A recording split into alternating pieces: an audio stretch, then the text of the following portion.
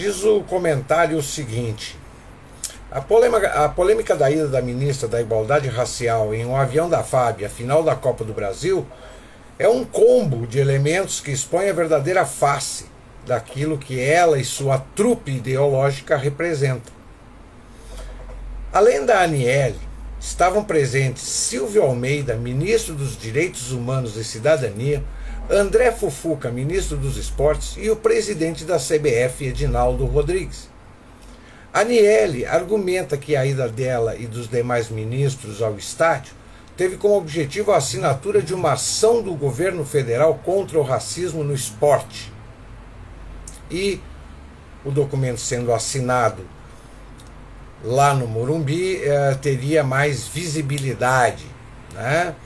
As pessoas não tardaram em apontar o fato de que a ministra é flamenguista e que na prática acabou usando um avião da FAB para assistir a final do jogo do clube que ela torce. Ora, a presença de outros ministros e do presidente da CBF realmente denota que o uso do avião não foi por uma razão puramente particular. No entanto, isso não muda o fato de que a conjuntura soa como um disparate para o contribuinte.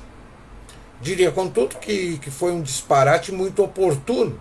Estar na ribalta dessa forma só faz reforçar a inutilidade de muitos ministérios temáticos deste governo, em especial o Ministério da Igualdade Racial. Muitos brasileiros tomaram conhecimento da existência da geringonça de ministérios somente agora durante o ocorrido. Uma ação do governo contra o racismo no esporte, por óbvio, não depende de uma estrutura ministerial temática e não justifica torrar dinheiro público para criar cabide de emprego para militante identitário. Um outro elemento é a presença ilustre do Silvio Almeida, um dos principais intelectuais do racialismo identitário brasileiro, bem como provavelmente o principal divulgador da tese do racismo estrutural. Para Almeida, que em prol da lógica estrutural joga a ação individual para escanteio, o racismo é regra e não exceção. Considero que Almeida representa tudo o que existe de equivocado e contraproducente no combate ao racismo. Ciente de que causaria indignação escrevendo isso, já que o digníssimo ministro é para muitos uma vaca sagrada e dotado de um intelecto soberbo. Não subestimo em nada o seu intelecto. Apenas ocorre que é totalmente possível ter uma grande inteligência e ainda assim estar totalmente equivocado. Já escrevi alhures sobre como a insistência da existência da raça, em que pese a evidência científica de que isso é coisa para cachorro e não para gente, só faz reforçar o racialismo e que não há nexo em combater racismo, por óbvio, racialista, com mais racialismo. Almeida, embora admita a verdade científica, é mestre em dar significado social e estrutural ao conceito de raça, sendo isso a pedra angular não só do seu pensamento, como do identitarismo negro de forma geral. Ele afirma: em um mundo em que a raça define a vida e a morte, não a tomar como elemento de análise das grandes questões contemporâneas, demonstra a falta de compromisso com a ciência e com a resolução das grandes mazelas do mundo. Pois bem,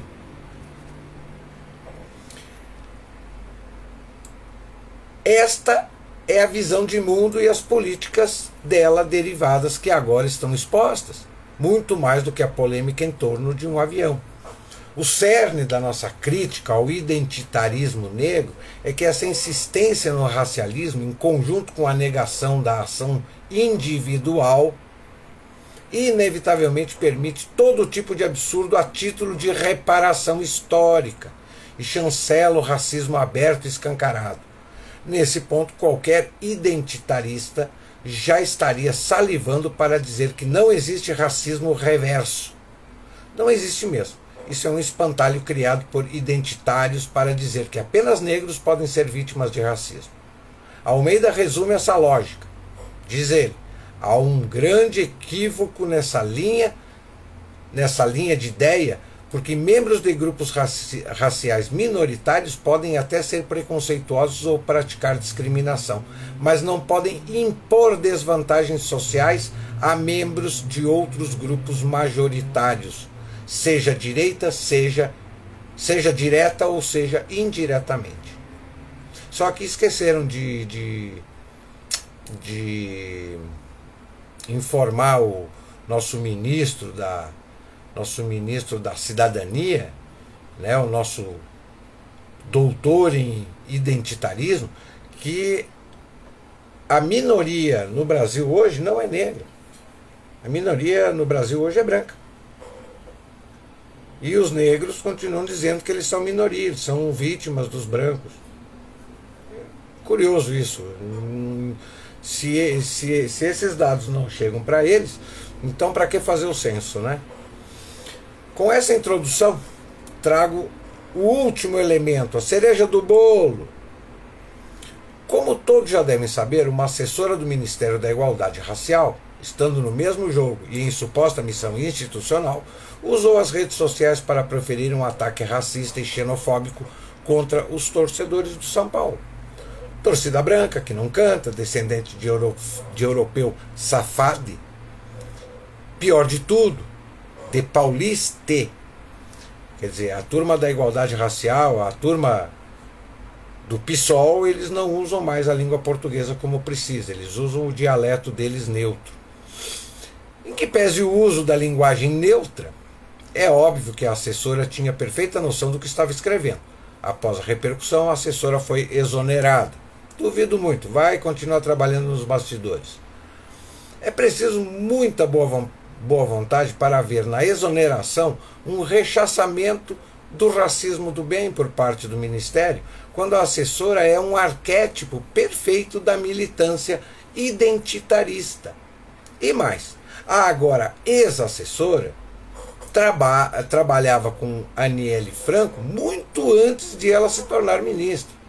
Em janeiro de 2020, a Marcele começou a trabalhar como gestora de programas no Instituto Marielle Franco.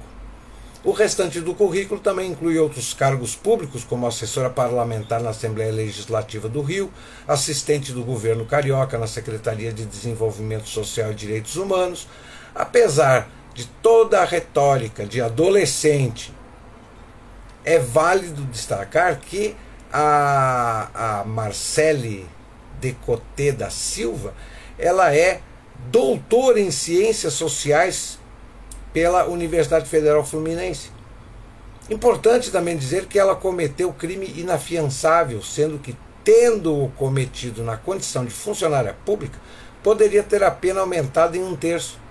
Trata-se de reincidência, já que em 2021, ao comentar a invasão do Capitólio nos Estados Unidos, ela postou no Twitter que gente branca é doida. Por fim, para atuar como militante identitária profissional, ela recebia do Ministério a importância de R$ 17.100 por mês. Alguém realmente acredita que ela teria sido exonerada por escrever o que escreveu? Não fosse a repercussão negativa? Já vimos que eles não admitem de forma alguma que esse tipo de asneira possa ser chamado do que realmente é: racismo. Já vimos que um dos principais propagadores do mito do racismo reverso não só estava presente, como é peça-chave da orientação identitária do governo Lula III. Sempre disse que o identitarismo negro moderno não só não colabora com a causa que promete defender, como tende a piorar o quadro, apostando no racialismo e na animosidade racial. O episódio, em especial a manifestação da assessora do Ministério da Igualdade Racial, demonstram isso como uma pompa que nem a crítica mais virulenta seria capaz de produzir. Pior, cometeu racismo no contexto de uma partida de futebol, no mesmo dia em que estaria participando de uma ação para combate ao racismo no esporte. Este é um choque inevitável. Um grupo ideológico que está sempre à espreita para cobrar pretensas dívidas históricas, que vive com o dedo em riste, que diz que todos são racistas, menos eles, incapaz de raciocinar fora de uma lógica opressor-oprimido. Não só não está preparado, como não tem disposição para assumir uma postura que esperamos de pessoas públicas. Aí está, o racialismo nu. O racialismo reforçado dia após dia numa promessa vã de combater racismo. Em sua obsessão com explicações estruturais, ignoram aquilo de mais estrutural que há em nosso país, o patrimonialismo. O patrimonialismo, este sim, um flagelo constante do brasileiro, seja ela branca, negra, parda, amarela, árabe. E se ignoram, é porque dele fazem bom uso. Mas diferente dos patrimonialistas costumazes, que nos escândalos, ao menos ainda que falsos, sabem fazer um meia-culpa, assumem a postura de vítimas, de oprimidos, e lhe dizem que, para além de insensível, você é um radical, quando não um racista, por ousar criticar suas visões de mundo e não se dispor a bancar sua militância profissional. Se grande parte das teses identitárias são importadas, principalmente dos Estados Unidos e da Europa, no Brasil elas não só encontram terreno fértil, como quando logram penetrar na máquina pública e ou integrar uma estrutura de governo, se escoram no patrimonialismo típico do Estado brasileiro.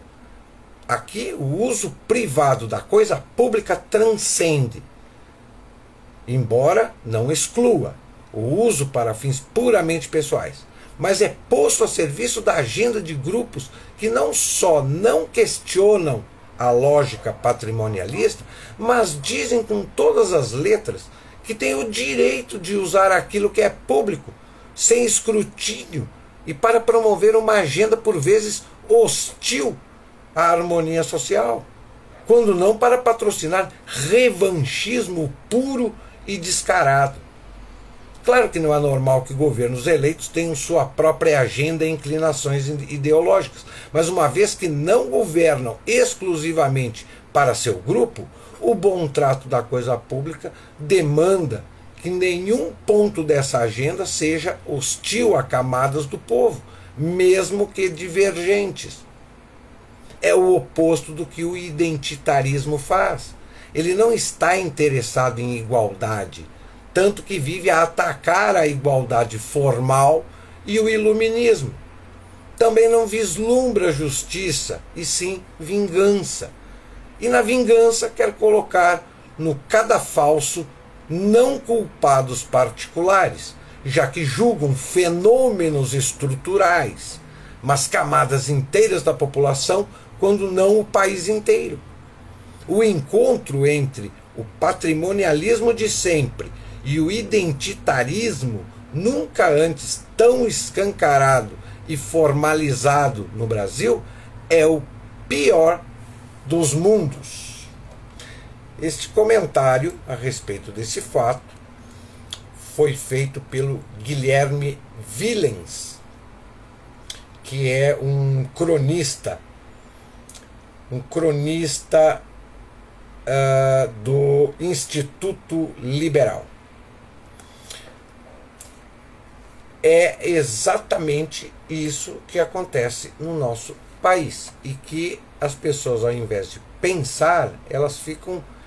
o limite da maioria das pessoas é debater a fofoca, o fato raso, mas sem aprofundar, porque dá trabalho. Pensar dá trabalho, pensar cansa, sabe? Usar o cérebro é algo que a maioria das pessoas hoje não sabe, né? Como diz aquele velho ditado, não adianta você ler, você tem que entender o que leu. né? Então as pessoas estão nessa. Elas ficam sabendo do fato, mas acabam não entendendo. Ficam só naquele burburinho, naquela fofoca, naquela crítica rasa do fato, sem entender que é um problema muito mais profundo e muito mais intenso do que o fato de usar um avião ou falar bobagem contra determinados grupos sociais. Um outro tema que eu guardei para hoje também é um outro comentário muito interessante, esse dessa vez feito pelo analista político, o Luan Esperandil. Um comentário bastante elucidador e bem claro, para a gente ver que tipo de país a gente está vivendo. O Brasil é o país dos dois Sérgios, uma metáfora contundente do atual cenário brasileiro, que mostram as nuances. Deixa eu fazer uma coisinha aqui antes. Mostram as nuances da justiça e de como o Estado de Direito está nitidamente distorcido aqui no Brasil. Os dois Sérgios, cada um representando uma face do sistema judiciário, refletem a disparidade que prevalece na aplicação da lei no Brasil. Sérgio Cabral, governador do Rio de Janeiro, e Sérgio Moro, ex-juiz notabilizado pela Operação Lava Jato, personificam a dualidade flagrante que provoca questionamentos da equidade no império da lei. Sérgio Cabral, condenado em 23 processos relacionados à corrupção e lavagem de dinheiro, tornou-se um ícone da impunidade que permeia o sistema legal brasileiro. Embora as provas e os vereditos apontem para suas transgressões, há demora em se alcançar um veredito final e o consequente trânsito em julgado. Somadas as penas chegam a 425 anos de prisão. A liberdade provisória que lhe foi concedida é ilustrativa do desequilíbrio, pois as justificativas mencionam questões como excesso de prazo nas prisões preventivas, falta de risco à ordem pública. No entanto, para muitos cidadãos comuns, tais considerações não parecem ser levadas em conta. Ao passo que Sérgio Cabral se beneficia de recursos jurídicos e desfruta da liberdade, sua condenação por crimes tão graves atesta a severidade das discrepâncias no sistema judiciário brasileiro. Sua iminente homenagem no Carnaval pela União Cruz Maltina, um dos eventos culturais mais importantes do Brasil, é um lembrete irônico de como a corrupção e a impunidade muitas vezes se entrelaçam nas altas esferas do poder. Por outro lado, há o Sérgio Moro, uma figura que galgou notoriedade por liderar a Operação Lava Jato e mostrar que ninguém, independente de sua posição, deveria estar acima da lei.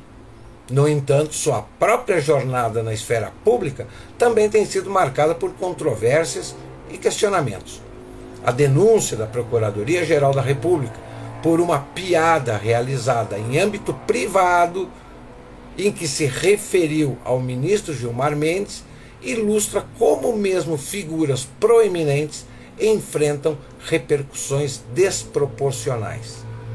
A ironia reside no fato de que, em um país onde criminosos de colarinho branco podem escapar com penas reduzidas ou nulas, uma figura como Sérgio Moro, que até então era sinônimo de intransigência legal, enfrenta o escrutínio da justiça por uma mera piada em círculo privado e íntimo.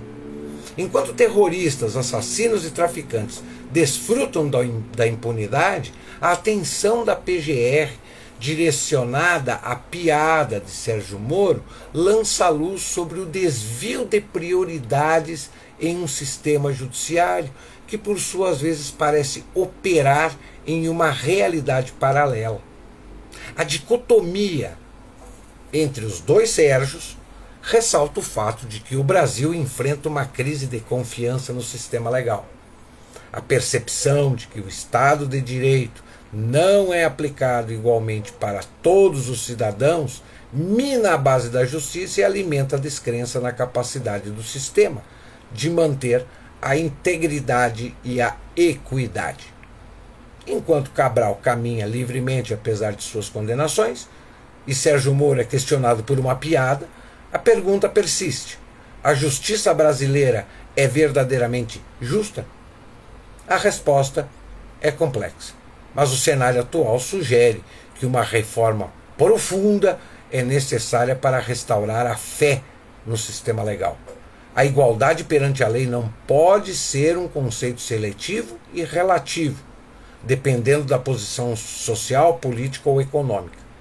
O país dos dois Sérgios deve servir como um lembrete urgente de que a verdadeira justiça somente é alcançada quando a balança da lei for equilibrada para todos, independentemente de sua estatura social.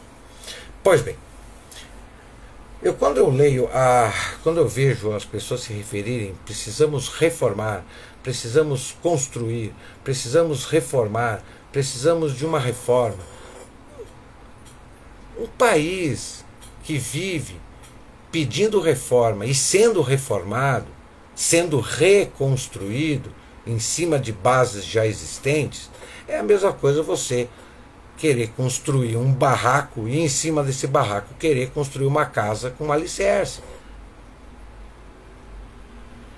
É um trabalho monstro e nem sempre a casa fica perfeita. Ou até ela ficar perfeita, a bagunça é gigantesca. É o que está acontecendo no Brasil. Uns querendo implementar, outros querendo reformar, outros querendo construir. E enquanto todo mundo, ou a parte da classe política que está no poder, fica aí metendo lenha na fogueira, na caldeira, botando vapor para implementar as suas agendas, para construir o país ideal que eles têm na cabeça e para fazer as reformas estruturais para deixar o país com a cara deles, né? O povo que se exploda. Ou melhor, o povo que trabalha e pague bastante imposto para custear as bizarrices e a vida faraônica que essa turma tem enquanto está no poder. Um outro tema bastante curioso, que também se refere à justiça, é sobre o ativismo judicial.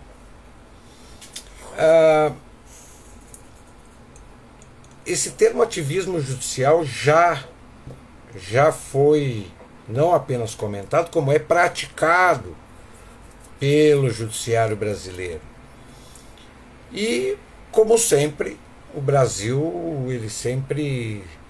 ele não cria nada, ele só fica observando o que acontece no primeiro mundo, né? Ou fica observando o que seus coleguinhas militantes internacionais, né, o pessoal da esquerda, da social-democracia, pratica lá fora, e no momento em que dá certo lá fora, o brasileiro, a esquerda brasileira, a social-democracia brasileira, traz para implementar aqui. Isso é uma das maiores provas de que o movimento político de esquerda, seja ele da ala tradicional ou da social-democracia, eles não são um movimento político nacionalista, eles são um movimento político internacional. Todos os países aonde eles chegam próximos do poder ou chegam ao poder, aquele país vira um laboratório para suas agendas. Então eles fazem experimentos sociais e no momento que dá certo, eles dão a receita do bolo para os demais países implementarem também. Mostram o caminho das pedras para a implementação. E assim também aconteceu com a implementação do ativismo judicial, que veio a partir do desenvolvimento do estudo do direito marxista lá na Europa. E esse estudo e aprofundamento do direito marxista culminou no que nós chamamos de ativismo judicial. O ativismo judicial ele tem por regra, é assim, dependendo do assunto, dependendo do fato, dependendo da ideologia, não tem discussão. Não existe debate sobre determinados temas. Não existe acusação, réplica, tréplica. Não existe julgamento. Tem assuntos que, se você falar, você literalmente é punido. Essa é uma das grandes práticas do ativismo judicial. Seja contra um fato, contra uma ideia, contra uma agenda. Né? Eles se tornam os donos da verdade. E eu trouxe esse artigo que foi escrito por um jornalista alemão que nos mostra exatamente a realidade do ativismo judicial na Alemanha, mas quando a gente ouve o relato dele sobre o ativismo judicial alemão, a gente começa a ver o quanto desse ativismo judicial vem sendo praticado também aqui no Brasil. Aqui não tem o nome do autor do artigo, mas é um artigo que está postado no site www.inacreditável.com.br/WP. Diz o nosso cronista: promotores e juízes como protetores da imagem oficial da história.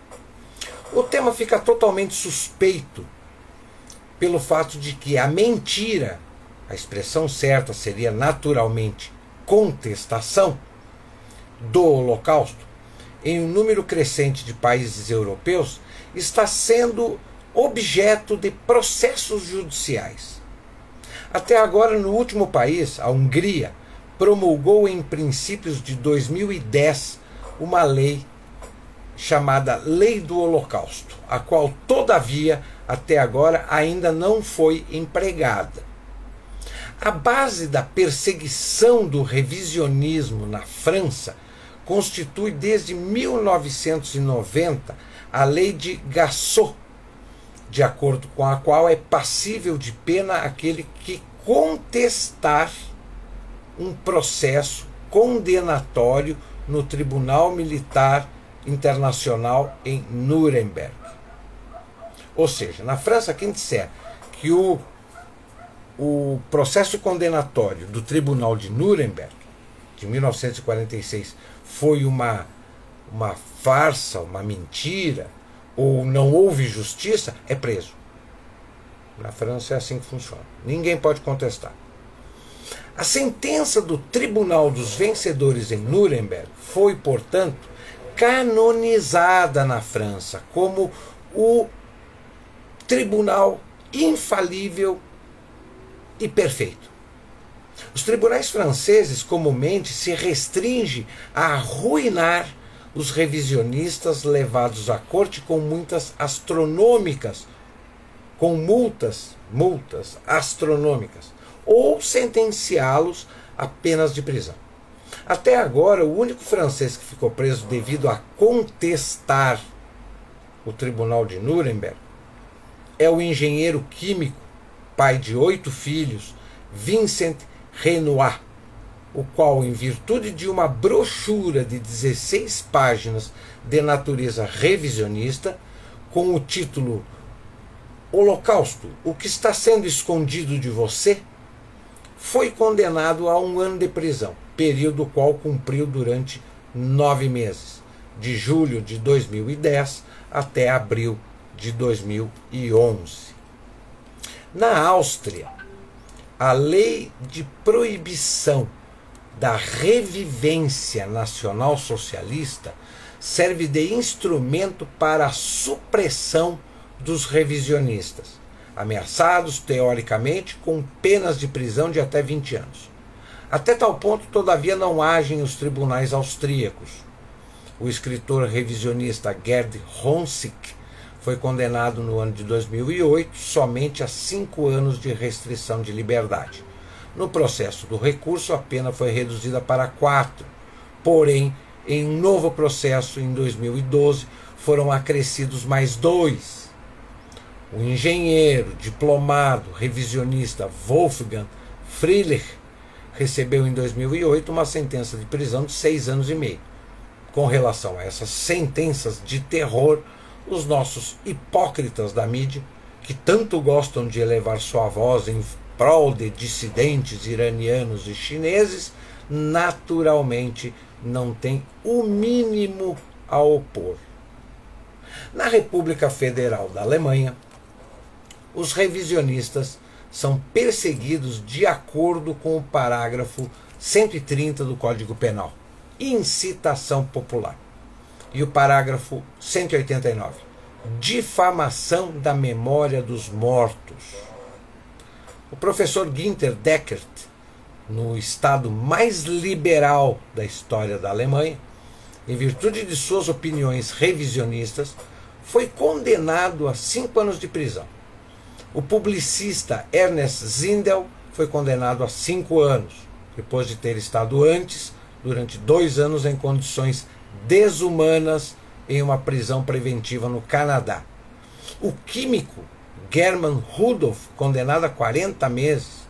A advogada Sylvia Stolz, condenada a 3 anos e meio.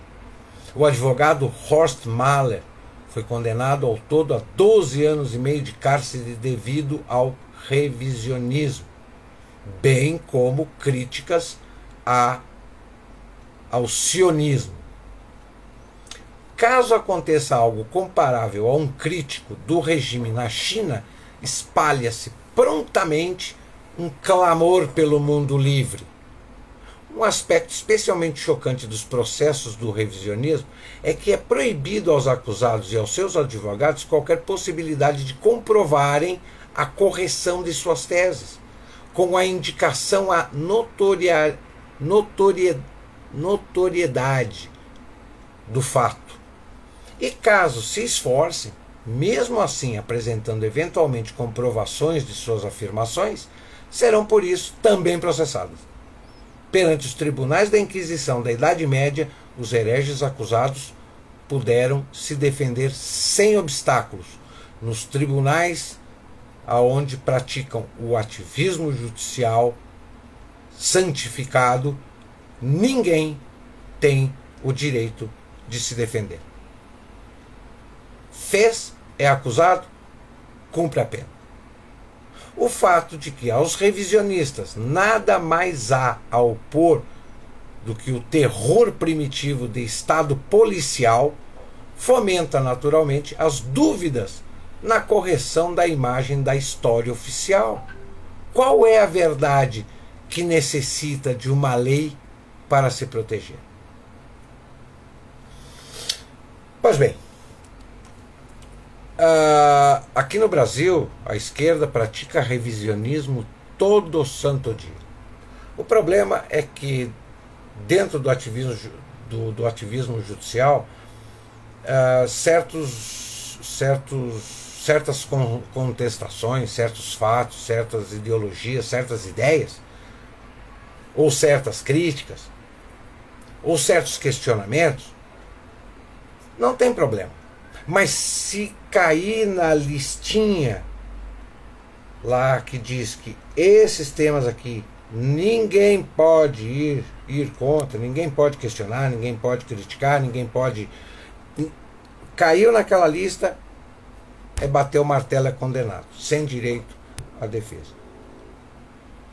Eu não sei até que ponto o tal ativismo judicial, que para alguns dentro do judiciário é muito comemorado, né? Por óbvio, o pessoal do judiciário que pratica o ativismo e festeja o ativismo judicial, ele deve fazer parte do grupo que está se beneficiando. Simples assim.